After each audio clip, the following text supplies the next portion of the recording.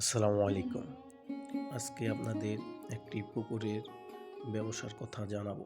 তো এই পুকুরে আপনার মাছ চাষের পাশাপাশি মুরগি পালন করা হয়। যা আপনারা ইতিমধ্যেই দেখতে পাচ্তেছেন, পুকুরের উপরে মুরগির খামার।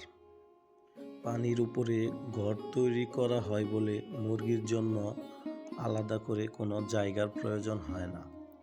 তো ইতিমধ্যেই আপনারা সেই বিষয়টি লক্ষ্য করতেছেন। আবার পানির উপরে ঘর হওয়ার কারণে মুরগির বিষ্ঠা সরাসরি পানিতেই পড়ে, যা মাছ সরাসরি খাদ্য হিসেবে গ্রহণ করতে পারে। আবার দেখেন, অন্যদিকে মাটির সম্পর্ক না থাকায় মুরগির রোগবালাই কম হয়। মাটির সাথে মুরগির কোনো সম্পর্ক নেই, তাই মুরগির রোগবালাই কম হয়, মুরগির স্বাস্থ্য ভালো থাকে।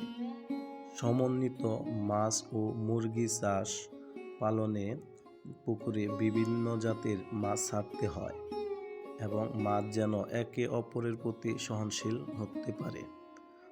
বিভিন্ন খাদ্য অভ্যাসে বিভিন্ন মাছ পুকুরে ছাড়লে উৎপাদিত খাদ্যসমূহ যথাযথ ব্যবহার নিশ্চিত হবে এবং মাছ উৎপাদনও বাড়বে।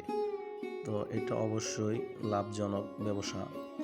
তো যাদের পুকুর আছে এবং মাছ ছাড়েন, তারা পাশাপাশি এই কাজটি করবেন।